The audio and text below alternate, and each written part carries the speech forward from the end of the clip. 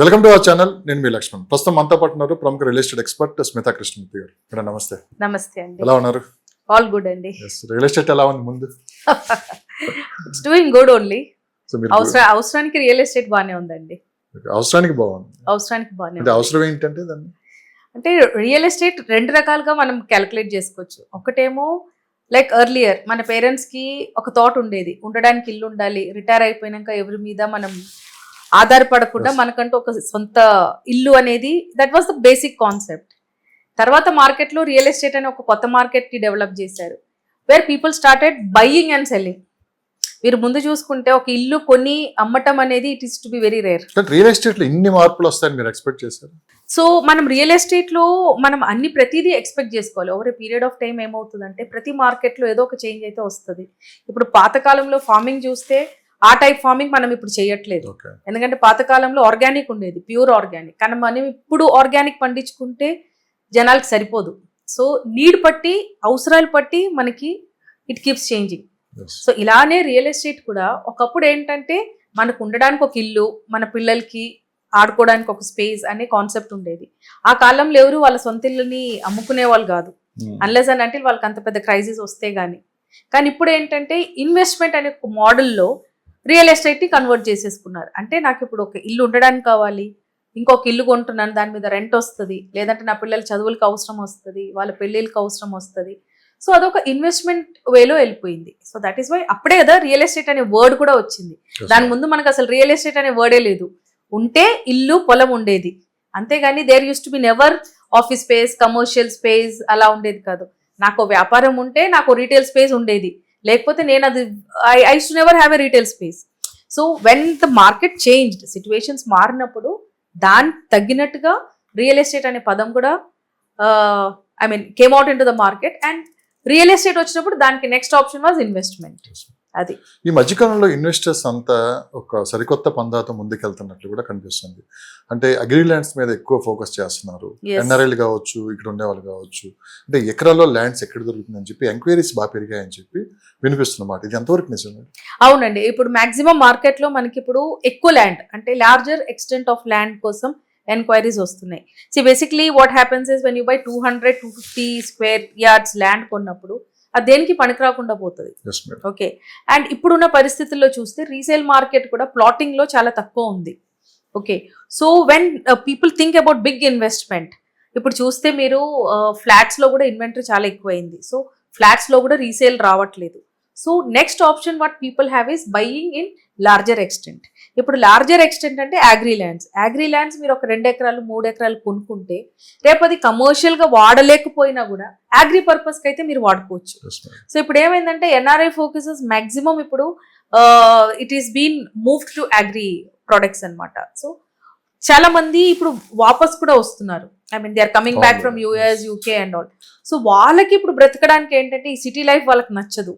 So definitely వాళ్ళు కొంచెం ఊరు బయటకు వెళ్ళి ఎక్కువ ల్యాండ్స్, బిగ్ బడ్జెట్ లో పెద్ద ఎక్స్టెంట్ ఆఫ్ ల్యాండ్ కొనడానికి చాలా ఎంక్వైరీస్. ఎందుకు ఇంత సడన్ చేంజ్? అంటే రీసెంట్ గా నేను చూసిన 6 months నుంచి ఎంక్వైరీస్ అన్ని ఇప్పుడు అగ్రి ల్యాండ్స్ మీద ఫోకస్ చేస్తున్నారు. దూరమైనా పర్లేదు, ఎకరాల్లో కావాలి, లేదంటే హాఫ్ ఎకరాలనా, లేదంటే ఇప్పుడు 10 acres ఉన్న పర్లేదు అని చెప్పి చాలా మంది ఎన్ఆర్ఐలు కూడా ఎంక్వైరీలు అడుగుతున్నారు. ఎందుకు ఇంత చేంజెస్ ఎందుకు వచ్చాయంటారు? మనం ఇప్పుడు మన పరిస్థితులు చూస్తే ఏమవుతుందంటే అండి, సిటీ లైఫ్ చాలా టఫ్ అయిపోయింది. మీరు చూస్తున్నారు ట్రాఫిక్ కానీ, పొల్యూషన్ కానీ, ఎవ్రీథింగ్ హ్యాస్ ఇవాల్వ్డ్. సో నాకు అవసరం ఉంటే నేను సిటీ లోపల ఉంటాను, అవసరం లేకపోతే నాకు సిటీతో కనెక్టివిటీ అవసరం లేదు. ఇప్పుడు మా ఊటీ ప్రాజెక్ట్ కూడా నేను ఎందుకు అమ్మగలుగుతున్నామంటే నాకు జాబ్ ఉంది అంటే నేను ఈ సిటీలో ఉండాలి, నాకు ఏమీ లేనప్పుడు ఈ సిటీలో నేను ఉండాల్సిన అవసరం లేదు. So I can buy anywhere. So similarly ఇప్పుడు ఎన్ఆర్ఐస్ రిటైర్ అయ్యి అక్కడి నుంచి ఇక్కడికి వచ్చిన వాళ్ళకి సిటీతో కనెక్షన్ ఏంటి, అవసరం లేదు. అండ్ మన హైదరాబాద్ ఆర్ తెలంగాణ ఇప్పుడున్న ప్రెసెంట్ సిచ్యువేషన్ చూస్తే మనకి కనెక్టివిటీ ఈజ్ వెరీ హై. రోడ్లు కానీ, ట్రైన్స్ కానీ, ఈవెన్ ఇన్క్లూడింగ్ ఈవెన్ ఫ్లైట్ కానీ, everything is well managed. So infrastructure దాంట్లోకి వస్తే connectivities are basic thing. And connectivity మనకి హైదరాబాద్ కానీ ఆల్ త్రూ తెలంగాణ మనం చూసుకుంటే చాలా హైలీ కనెక్టెడ్ ఉన్నాము. అది ఓఆర్ఆర్ ఉండొచ్చు, ఇప్పుడు వచ్చి కొత్తగా వచ్చే RRR ఉండొచ్చు, ఏదైనా కూడా కనెక్టివిటీ మనకి చాలా బాగుంది. సో ఎవరికి ఎక్కడ వెళ్ళాలన్నా because of this commuting system people are not reaching back to by going for. So ఎంత దూరమైనా వాళ్ళకి ఏముంది, గంట సేపు ఫరక్ పడుతుంది. కానీ అదే మీరు సిటీలో 4-5 కిలోమీటర్స్ ట్రావెల్ చేయాలన్నా అదే 1 అవర్ పడుతుంది. Yes, madam. So people are not calculating that, they are calculating in time.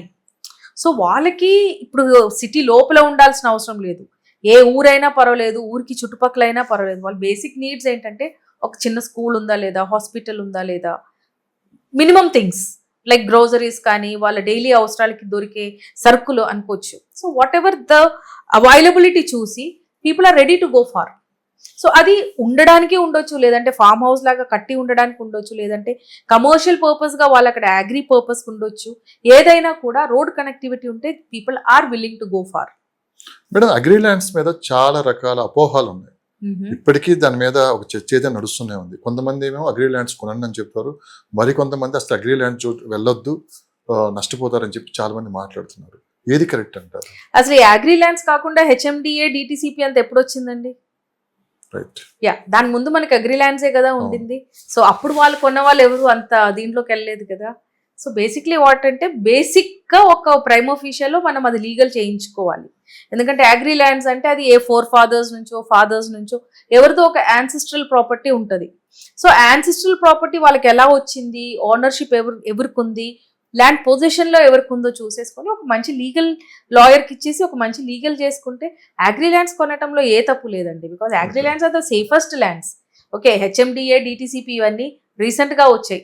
Okay, దానికి ముందు if I remember my father has bought only agri lands. మా తాతలు అగ్రి ల్యాండ్సే కొన్నారు, అవే మనకి యాన్సిస్ట్రల్ ప్రాపర్టీగా ట్రాన్స్ఫర్ అవుతూ వచ్చింది. సో అగ్రి ల్యాండ్స్ కొనటంలో దేర్ ఇస్ నో ఇష్యూ అండి. ఓన్లీ థింగ్ ఈజ్ మనం దాన్ని కరెక్ట్గా ప్రైమ్ ఆఫీషియల్ లీగల్ చేయించుకోవాలి. కొంతమంది ఏంటంటే ప్రైమ్ ఆఫీషియల్లోనే ఇది ల్యాండ్ కరెక్ట్ అని అనుకుంటారు, they will go head with advance pay చేయటము రిజిస్ట్రేషన్. అది కాకుండా ఇన్డెప్త్గా లీగల్ చేయించుకోవాలి. ఇన్డెప్త్గా లీగల్ చేయించుకొని if they find the properties correct, then agri land is one of the good source అండి. అగ్రి ల్యాండ్స్ ని ఎలా ఐడెంటిఫై చేయాలంటే ఒక మంచి ప్రాపర్టీ సెలెక్ట్ చేసుకోవాలన్నా కానీ లొకేషన్స్ ని ఎలా హైలైట్ చేసుకోవాలి? అగ్రి ల్యాండ్స్ కొన్నప్పుడు మీరు 2 థింగ్స్ ఆర్ వెరీ ఇంపార్టెంట్ అండి. ఒకటేమో water, okay, and next thing is connectivity. ఇవి 2 ఉన్నాయి అంటే మనకి ఏదైనా చేయొచ్చు ఆ ల్యాండ్లో. బేసిక్ థింగ్ ఏంటంటే మనకు వాటర్ ఉంటే అది రేపు ఫార్మింగ్ అయినా యూస్ఫుల్ అవుతుంది. లేదు నేను ఇల్లు కట్టుకోవాలి, లేదంటే రిసార్ట్ కట్టుకోవాలి, లేదు నేను ఒక విల్లా కట్టుకోవాలి, దేనికైనా కూడా water is very important. Next thing is connectivity. అది రోడ్ నుంచి ఎంత దూరం ఉంది, హైవే నుంచి ఎంత దూరం ఉంది, మెయిన్ రోడ్ మీద నుంచి ఎంత దూరం ఉంది, మనకి గల్లీలు ఉంటాయి, ఆ గల్లీల్లో ఎంత అప్రోచ్ రోడ్ ఎంత ఉంది, అవన్నీ చూసుకొని మనం ఫైనలైజ్ చేసుకోవాలి. కొంతమంది ఏంటంటే రోడ్ మీద వేరే వాళ్ళ ల్యాండ్ ఉంటుంది, దాని వెనకాల వేరే ల్యాండ్స్ ఉంటాయి, అలాంటి వాటిలలో ఇన్వెస్ట్ చేసినప్పుడు బొర్ల పడతారు, ఎందుకంటే వాళ్ళకి రోడ్స్ ఉండవు. సో అగ్రి ల్యాండ్స్ కొనేటప్పుడు main challenge is the roads. ఆ రోడ్స్ మనం కరెక్ట్గా క్యాలిక్యులేట్ చేసి కరెక్ట్గా మనం దాన్ని మార్కింగ్ చేసి మనం తీసుకోగలిగితే agri lands is a very good source of income అండి. Okay, my number is 7569922847. And వచ్చే ముందు మాత్రం జస్ట్ గివ్ మీ వాట్సాప్లో మీరు మెసేజ్ డ్రాప్ చేయండి.